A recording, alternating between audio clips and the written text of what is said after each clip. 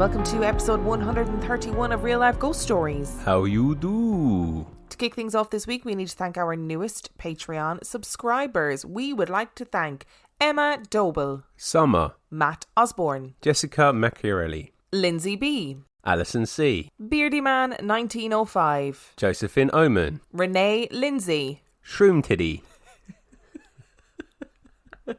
Tiddy's such a great word, Zoe Chambers Ward, Angel Mia Feemster, Lucy Baker, Rita Roach, Shannon Provost, Ken Latham, Eric Ringer, Chloe Tupper. Thank you so much for being our Patreon subscribers. We love you. We appreciate you every day. And our film review this week. Our film review is Alien.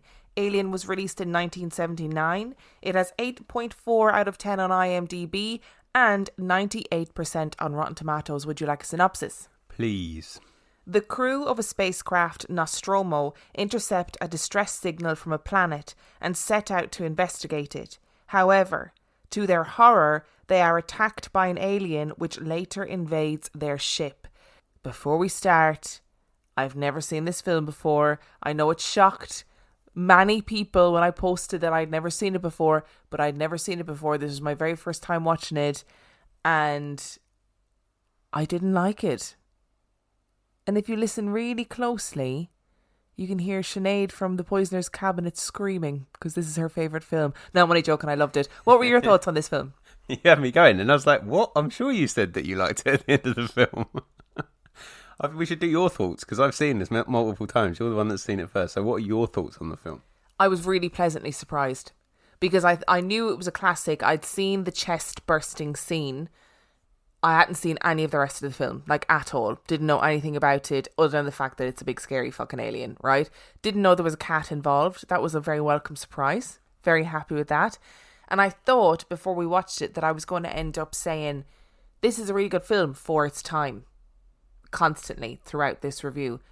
But it's just a really good film. Even now, I was gripped watching it. It was really intense. I thought it was amazing. I can see why it was just a wonder when it came out. Like, they came out in 1979, and there are brief interludes where the graphics look like they're from 1979, right? But only when you see the spacecraft moving around. That's it. Or the robot made of spaghetti and milk. But even that turn of events blew my mind. Yeah. So, like, I just can't believe I've never seen this film. I don't know how I've never seen it. How have I gone 31 years of my life without seeing this film? I do feel like it's something that your brothers would have shown you when you were about 5. So I am surprised you haven't seen it.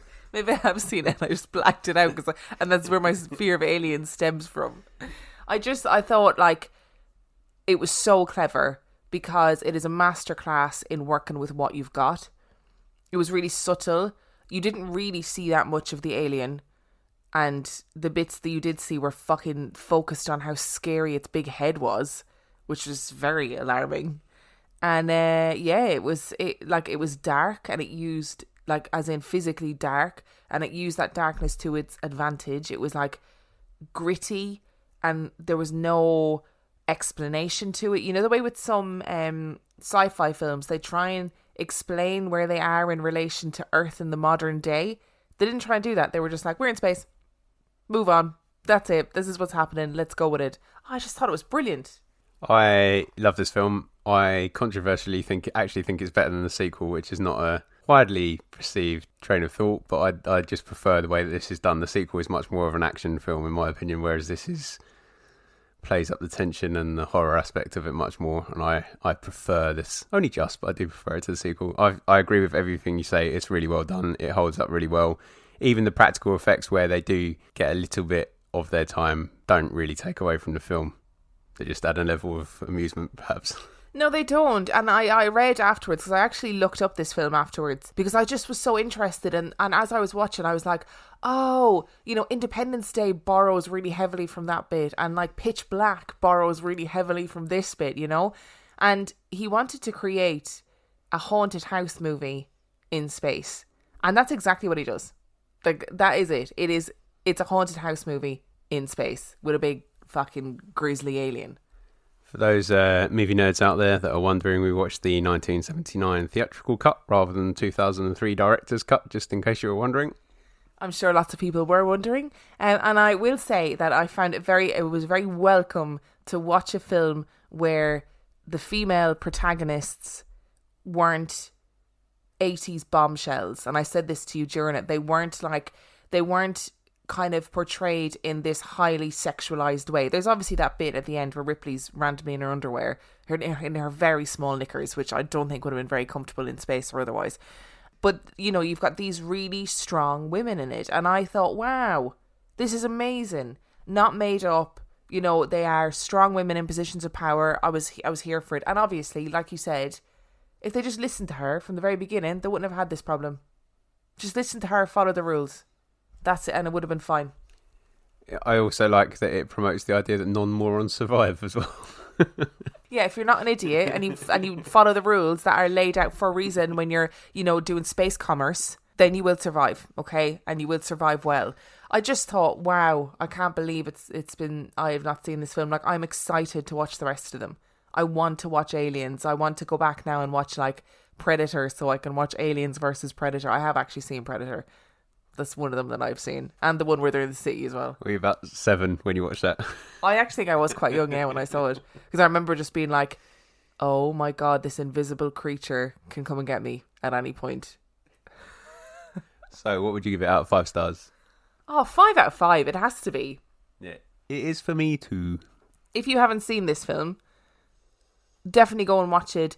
It won't be ruined for you by the pop culture references to it. Because I found that with The Shining, that I was a bit like, oh, because I knew exactly what was going to happen even though I'd never seen the film. And also, if you're concerned about the cat, don't worry about it. The cat doesn't die. I was really concerned that the cat was going to die, and I was preemptively upset for the death of the cat. No, the cat doesn't die. Amazing. Great film. Loved it. I just was enthralled by it. Which brings us to our story this week. Must be ghosts. We are going to be talking today about the Rendlesham Forest incident. What do you know about the Rendlesham why is that so hard to say? Rendlesham Forest incident. I know very little because I started to look it up for an episode and then you said that we didn't want to do it, so I didn't look any further, which is quite handy because we're now doing it and I don't know anything, so everything you're going to tell me is new. All I know is it is the UK's equivalent of Area 51 as far as I know. Not Area 51, Roswell, rather. I didn't want to do it at the time because I was so off Aliens. I was like, I don't want to do this because it's really going to scare me. And guess what? It did.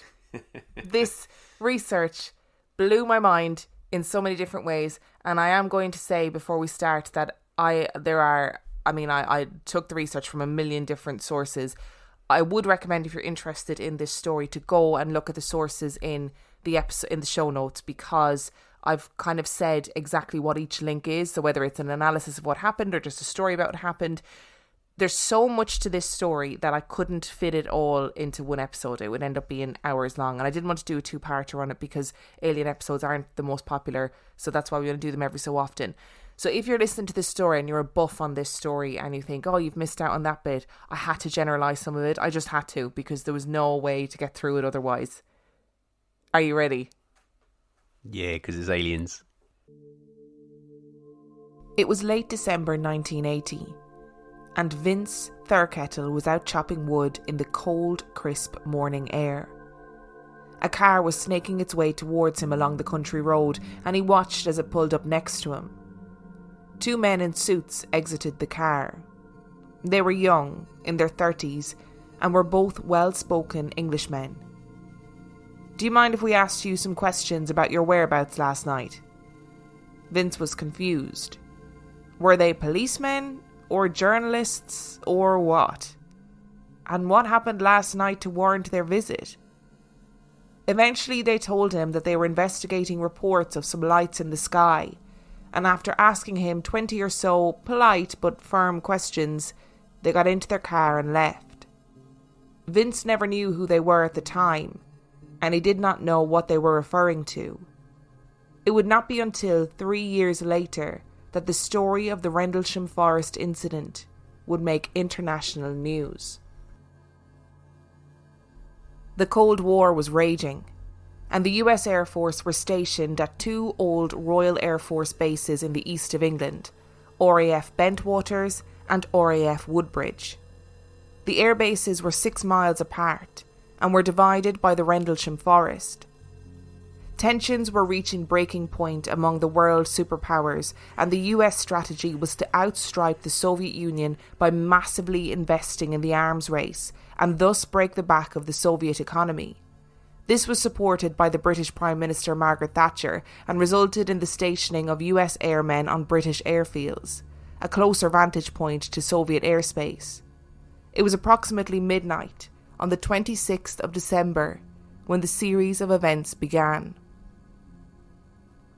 The night was calm at RAF Bentwaters. The night sentries were on their guard, looking out over the sprawling coniferous forest. Steve Longerow was on foot patrol around the base's numerous weapons lockers when the sirens began. The siren and the accompanied sound of sentries running to their combat positions meant only one thing. There was something in the air.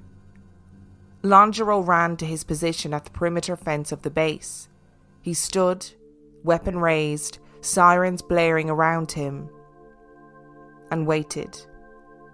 He peered into the forest and above it, and he had the slow dawning realization that something wasn't quite right. The forest was glowing red, and in the glow he saw the objects. Strange, colourful orbs were darting in and out of the trees at a speed which didn't seem possible. He glanced at the men on either side of him, worried that he was somehow imagining things, but the look on their faces told him that he wasn't. This was real. The forest was glowing red and strange orbs were dancing in and out of the trees. The orbs began to move more erratically and sporadically collided with a shower of sparks and a metallic twang. The alarm siren stopped. Then the movements changed. The orbs would rise above the tree line and hover above it, silent and still, almost as though they were observing the men and the airbase. There was a distinct feeling of sentience to the objects that was becoming more and more alarming. The crackle of static broke through the silence as the man next to Longerow radioed to control to see if they also had a visual on these objects. They did. They were watching the objects with their own eyes, but the objects showed up on none of their surveillance tech. There was no evidence on them on radar, and they emitted no radio communication. The order was given for the men to observe, but not engage, and so that was what they did. They watched and waited, and each formed their own ideas of what they were seeing in their heads. Across the forest at RAF Woodbridge, an investigation also began. At 3 a.m, a number of patrolmen reported that something was descending into the trees, something that was bright and silent. Colonel Charles Holt organised a patrol to go into the woods and investigate. Sergeant Jim Peniston, Airmen First Class John Burrows, and Ed Cabansag. These 4 personnel go on to be the key eyewitnesses to what happened in the Rendlesham forest over these nights. The team of 3 headed deeper into the forest, in constant radio contact with Colonel Holt, and reported that the forest was getting hotter and hotter. They also reported hearing a humming noise, which seemed to be getting louder. Holt waited with his radio in his hand for updates from the men. It was a tense wait. There was a chance that this could have been an enemy craft, and Holt wasn't taking any chances. The radio crackled to life and Peniston's voice came through, audibly strained even through the airwaves. "Colonel, the animals on the farms have gone crazy. We thought it was people screaming, but it's not. It's the animals. Something is wrong." The 3 continued deeper into the forest and then they saw it. Some sort of aircraft was hovering in a clearing in front of them. They had never seen a craft like it, and the craft bore no discernible insignia from any air force. It was triangular, and seemed to be covered in various lights of blue and red. It hovered above the ground and produced a mist that swirled around it. There was no evidence of any propulsion system or clear mechanism by which the craft was hovering. There was no sound of an engine roaring, and the external structure seemed to be made from one piece of some sort of metal. The craft seemed to have strange symbols etched onto the outside of it.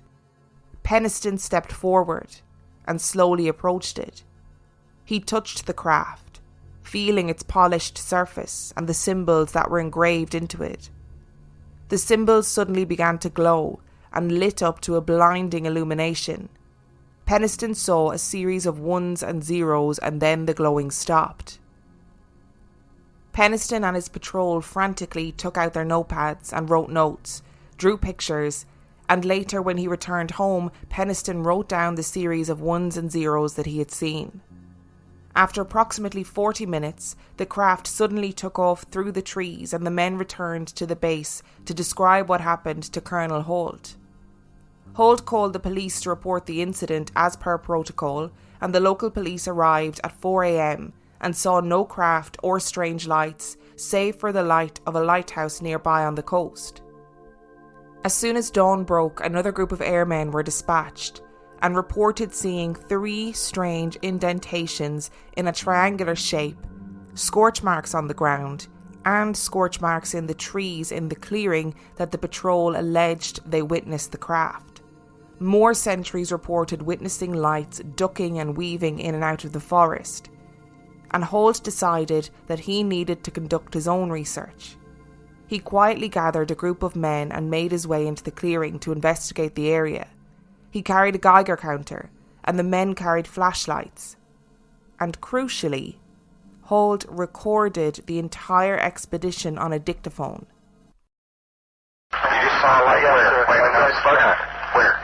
Right in this position here, straight ahead, in between the tree. There it is again. Watch, straight ahead off my flash right there, sir. There it is. Hey, I see it too. What is it? We don't know, sir. So, can I get some? Yeah, it's a strange, small red light. Past the farmer's house and across in the next field, now we have multiple sightings of up to 5 lights with a similar shape and all, but they seem to be steady now rather than a pulsating or glow with a red flash. Holt had recorded strange radiation readings and witnessed scorch marks and broken branches where the craft had allegedly landed. He was then warned of a red light approaching at speed. He reported that the object stopped and winked down at the men like an eye, and then exploded into 5 lights which moved independently of each other.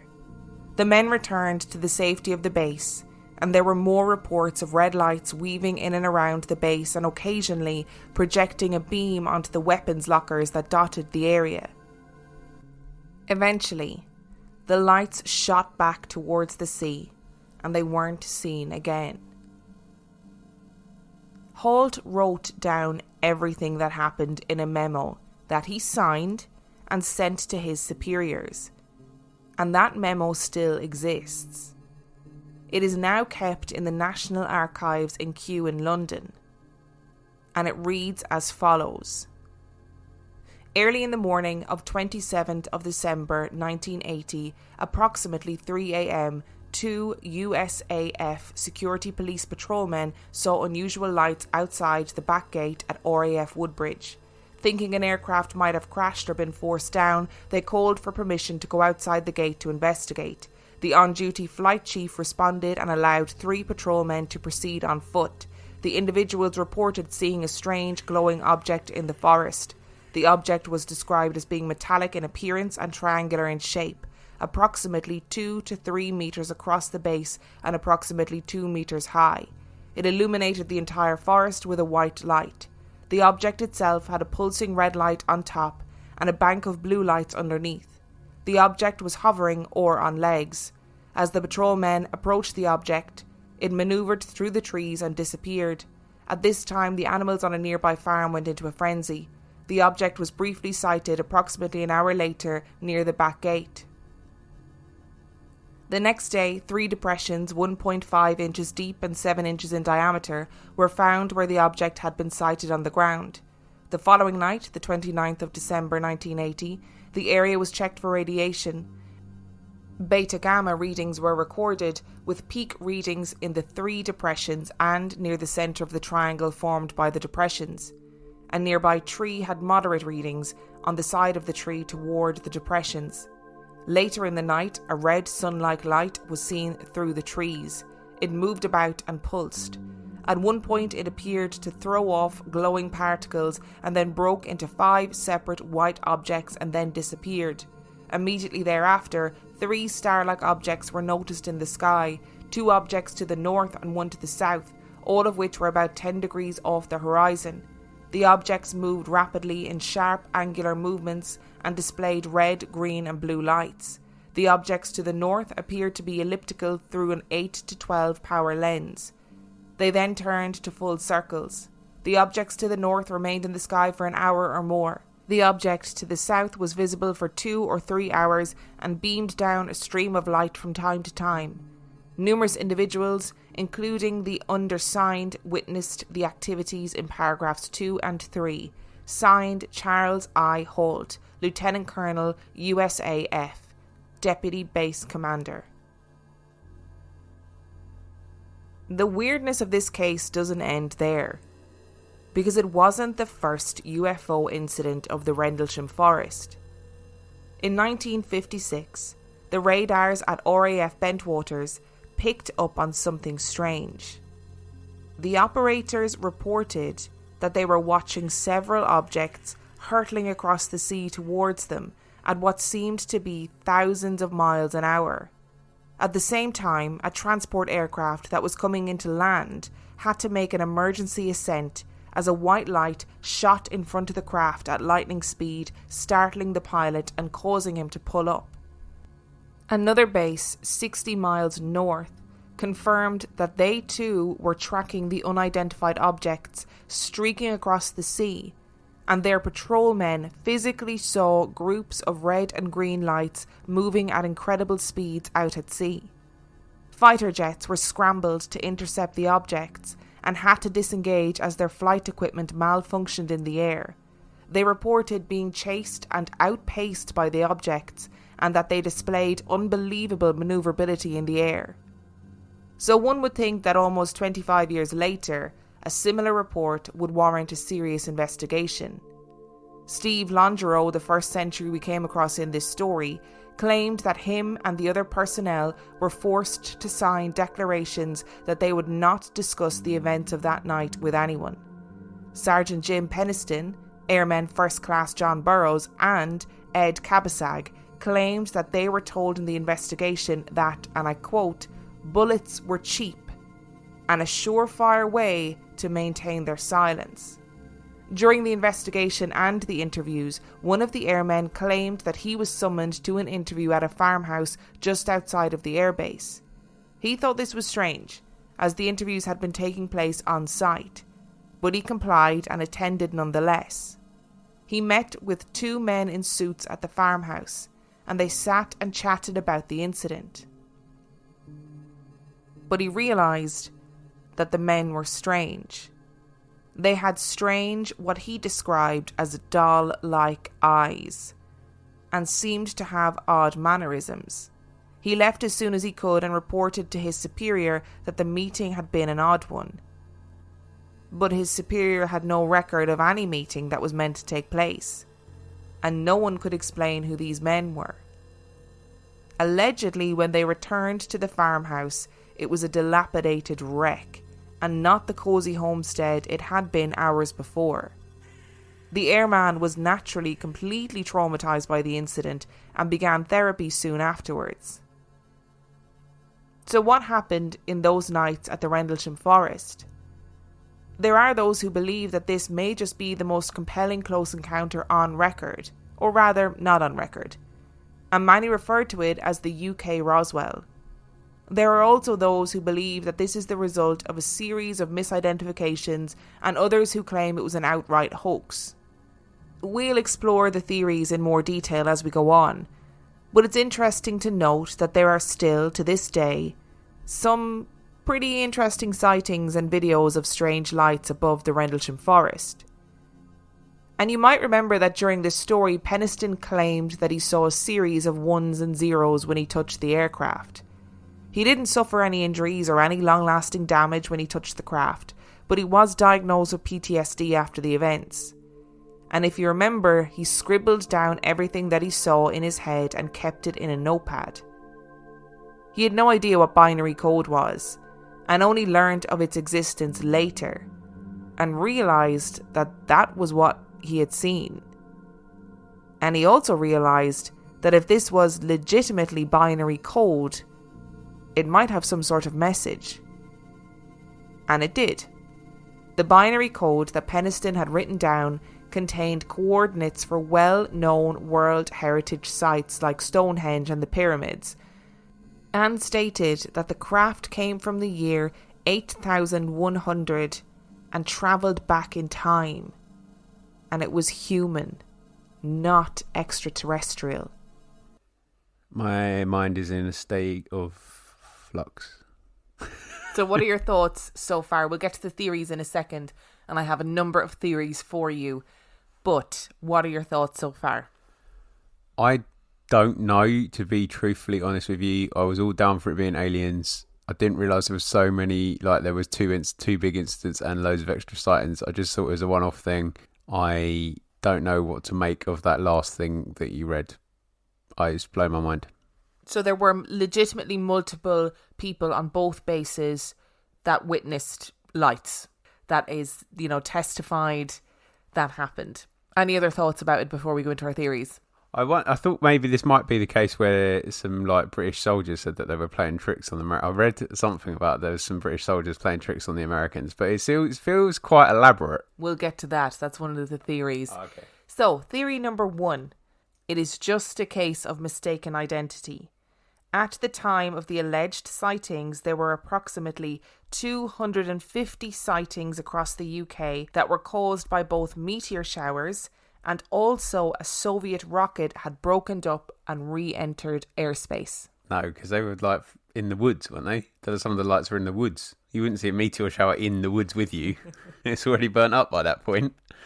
No, but I do think it's just an interesting caveat to this story that at the same time there was genuinely a meteor shower where like lots of people, I think it was around 250 people, contacted their local authorities to say, oh, I've just seen something crashing out of the sky, and it turned out to be this really bright meteor shower.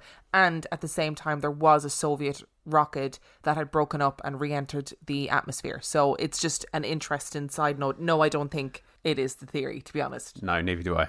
Next one. I think there's too much, like you said, happened in the forest for it to be mistaken meteors. Theory number 2.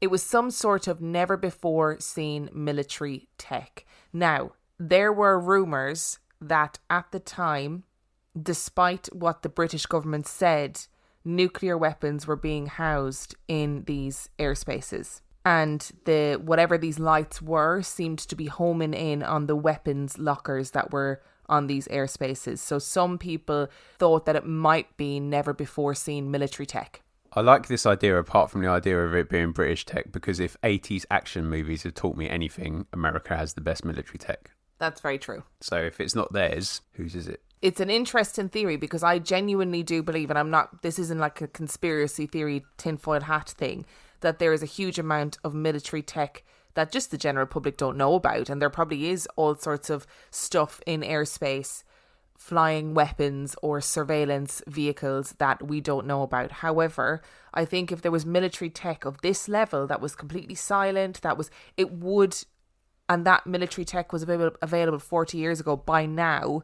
it would have leaked into commercial items at this point. And maybe not in a very obvious way, but we would see elements of that. I also feel that, if this secret tech doesn't stay secret forever, and we are 40 years down the line now, right? Yeah. So I feel like someone would have gone, well, actually, I worked on the base back then, and then we had this thing that we just used to bop around in. Yeah, a little hoverboard or whatever it was. I actually, to be honest, I don't agree with this one either. Whoa. I know, I think it's too much. It's too easy when we hear stories like this to say it's just secret military tech. I just don't think it is. I do think a lot of modern day UFO sightings are, though. Yeah, definitely. I think there's all sorts of mad shit in the sky that different militaries from around the world have created. I'd say there's lots of it that would probably blow our minds if we knew the half of what the military has. I also think that 90% of the time that we see jets on military training, they've actually been scrambled and they just haven't told us. Do you think? Yeah. So, theory number 3. I mentioned very briefly the lighthouse. This is one of the most widely believed theories, was that there was a nearby lighthouse, and it is claimed that this was the source of the lights. Some personnel who witnessed the phenomena have testified that they were completely unaware of the fact that there was a lighthouse nearby. In fact, one of the patrol team, it was his first time ever in the woods in the darkness. He had never been outside of the base at night time. The lighthouse was directly in their line of sight and rotated at 5-second intervals, which could have accounted for the flickering lights. Yes, I feel like there's a stronger possibility for this one than the other two. However, I do have to wonder that there's not someone on the base at this point going, guys, you know there's a lighthouse over there, right? Yeah, and I lean more towards this one, but I find it really hard to believe that 2 military bases of hundreds of people, that nobody said, anybody seen a lighthouse before? Even if none of them knew the lighthouse was there, you'd think, we're close to the coast. Is there a possibility that there's a lighthouse? Can we radio somebody and find out if there's a lighthouse nearby? That might solve all our problems. I'm going to say something now that comes with no factual evidence whatsoever, but I'm just guessing that if you are a military operation and you have a base, someone on your base will have studied the maps of the surrounding area. But in case you have to use all the military stuff and you've got to get out of there, or you just need to do a quick recce, find out where the nearest co-op is, so that if somebody wants a midnight snack, you can get a midnight snack. I agree. I could see this being the reason if it was a squad of completely new people that hadn't been there before. But I feel like if that was the case and they came back, someone would have gone, guys, there's a lighthouse over there. It does this all the time. That's a really interesting thing, because actually the vast majority of the personnel on the base were new, and they were between the ages of 19 and I think 21. But didn't someone senior write up a report about this? Yes, so Colonel Holt, and we will get to him in a few minutes. But yeah, so I lean more towards the lighthouse, but I do also find it difficult to believe that, like I said, all these people on military bases just didn't cop that it was a lighthouse. Theory number 4. Theory number 4. It was rabbits. That's not a joke. That's a theory. Has this got anything to do with the fact that it is relatively close to a nuclear power station, or the rabbits were nuclear? Nuclear rabbits that were giant and glowing. No. So if you remember at the beginning of the story, I mentioned a man called Vince Thurkettle. Now, he is actually a really important witness in this story, because he genuinely was approached by 2 men in suits, and he has been interviewed numerous times and asked, did he think it was the men in black? And he always laughs and he's like, no, it was a couple of journalists at the very most. Everybody needs to calm down. But he said that he went to the crash site the next day, the alleged crash site, and that the digging, the scorch marks, they were actually the marks that are left on trees by fellers when they're trying to signify that a tree needs to come down. And the marks on the ground, those indentations, he was like, there were rabbit tracks. There were scratchings of rabbits. I've been in this forest for years, and I can tell you, none of the marks, the scorch marks, the trees being, like branches being broken, whatever, none of that was out of the ordinary for what is ordinarily in that particular space. That seems like a very logical explanation for those physical phenomena the following day. What it doesn't explain is the lights, unless you're telling me they're glowing rabbits. Or those particular rabbits in the Rendlesham forest, because it's near a nuclear station, have evolved to a point where they've built their own craft to fly around in the forest in the middle of the night. That's actually what I'm saying. I mean, you've seen the fish in The Simpsons, so you know what happens. I do know what happens. 3-eyed glowing rabbits. That's obviously the next step. Theory number 5. It was lies. Well, sort of. Because according to official sources, the incident was briefly investigated, but 2 weeks after the initial report, and it was almost immediately deemed as a case of misidentification. Colonel Holt signed an affidavit stating that what he saw was extraterrestrial, and the man leading the investigation said the following, and I quote, "Colonel Holt can believe as he wishes. I've already disputed to some degree what he reported. However, he should be ashamed and embarrassed by his allegation that this country and England both conspired to deceive their citizens over this issue. He knows better." Penistons original statement as provided to Colonel Holt and subsequently sent to his superiors does not match what is stated in the legend as we know it now. Originally, he never claimed to have touched the craft. He never said anything about binary code, and he stated that he couldn't even get to within 50 feet of it. He was also the only person to report seeing a craft.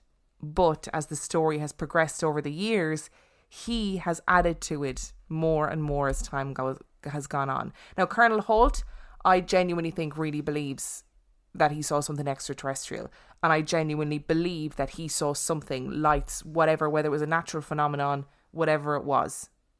Peniston is a different matter, because he has changed his story and added to his story multiple times over the years. Again, that might account for some of the stuff. And actually, that's the most hard to believe, that binary code stuff is the bit where I was just like, what? Like, that's bizarre. But it doesn't change the fact that there's lights. It still doesn't rule out the lights for me, so that we're still talking about something that's a bit weird. Yes, but I think the kind of extent of this legend has been greatly exaggerated, and people have held on to the Peniston story as the true story because it's just more interesting, isn't it? And in the link to this episode, or in the description of this episode, there is a link to an interview with Peniston where he talks about the binary code and what happened. And to be really honest, I'm not a psychologist, I'm not a body language expert, but he just doesn't, it just doesn't have an earnestness to it. The story that he tells, it's kind of, it's a bit odd. It's a bit of a strange story without the fact that it's about aliens or whatever. And the only story that seems to match up for all three of them is the guy whose name I can never pronounce, not Burroughs, not Peniston, the other guy. He just said, look, we saw some lights in the forest and we went after the lights. That's what happened. And that was the only element of the story that was similar in all three of them. So really what happened is, I think they saw lights in the forest. I think all of the bit about the ship is potentially not true at all. I mean, you're obviously wrong, because the government wouldn't want you to know. So they're just trying to cover it up. So we're obviously dealing with aliens, but I'll take it as a valid point, because I've still got the lights to cling to. Theory number 6, which is the one you alluded to earlier, that it was a joke by the SAS. So the reason that people believe this is because allegedly in the August before it happened, the SAS were tasked with trying to penetrate the airbase. So they were going to try and sneak in and see how well the Americans were kind of managing the airbase. They parachuted in the dead of night, but didn't realise that the Americans had updated their radar, so they were immediately apprehended. And apparently it was like a really embarrassing defeat for the SAS, who were meant to be like this special ops team. So they decided to get their own back. They would trick the American forces into thinking that some sort of craft had landed in the woods. And allegedly they rigged together this machine that had like parachutes, lights, like all this kind of nonsense on it, put it into the forest basically, and like brought it through the forest and tricked the Americans. I could see that happening for the sake of bravado. And for the sake of hilarity. Like, what a funny joke. But then also, does it really continue being funny when it's when it's all over the news and people are questioning the legitimacy of the government intervention into this situation? Are you then like, uh-oh, this went a bit too far? Well, I mean, there is an issue with this story in that I'm pretty sure guards on the base carry live ammunition, and it was a very risky thing to do, whereas parachuting in, it would have taken a couple of radio calls from the British or even from the American base. You don't know who ordered the training exercise to just go, no, it's okay, it was expected, well done. Whereas if you're doing it rogue, you're running the risk of getting shot at, I think. So I do understand it. And actually, I don't know what carries more bravado, carrying the trick off or claiming to have tricked the Americans when actually you had nothing to do with it. That claim was only made many years later, so it didn't happen in the immediacy. And I do wonder if that did happen and the SAS did that, would they be like, oh, I think this is going a bit far, we should probably tell them? Because I feel like they would. I feel like they would just go, hey, don't worry about it, it was actually just us. Well, it's a little bit like, you know, what's the rub off like from tricking them for 20 years? Like, what's the enjoyment of that? That the people that probably did the tricking have probably long since moved on from the SAS. Like, do you know what I mean? That seems, yeah. It seems more like it's something that the SAS has claimed to just try and get bravado in hindsight, rather than it actually being something that they did. There is one more theory. Aliens, obviously.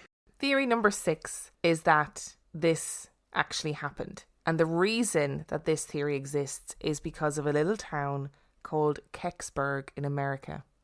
And in 1965, multiple people in the town reported seeing a craft crashing on the outskirts of town.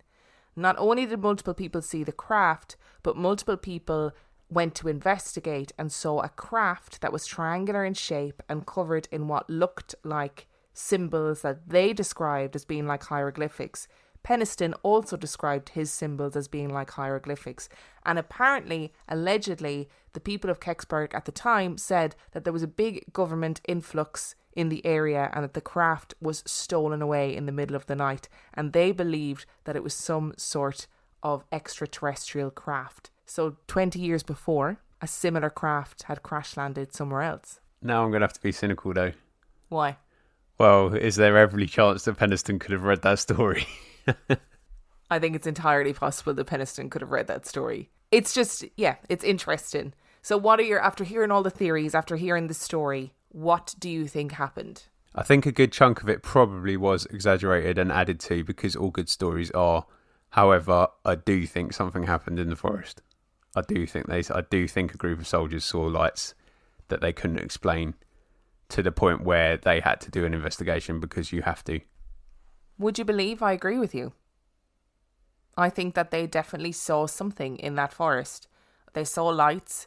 They believed that those lights were a threat or something extraterrestrial or something they'd never seen before. Do I think they were caused naturally? Yes, I do. Unfortunately, I don't think there's anything extraterrestrial about this story. I'm sorry, please don't come for me, please.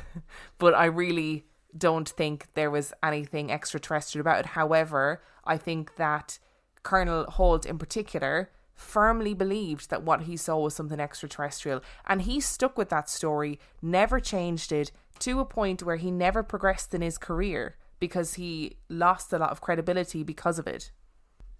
I don't think they were natural. I do think they saw the lights. I think we're at a point where we have to accept that aliens exist.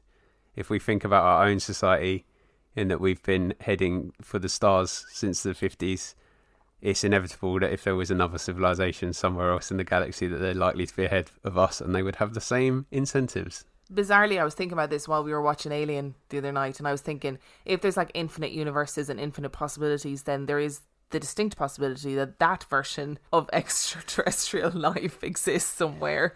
And you know what? I'll take the big-headed, big-eyed creatures any day over the xenomorph. Is that what they call it? Oh, did I get that right? Well done. Oh, amazing. Do you think, so, because I thought about this too, because we recently watched Independence Day.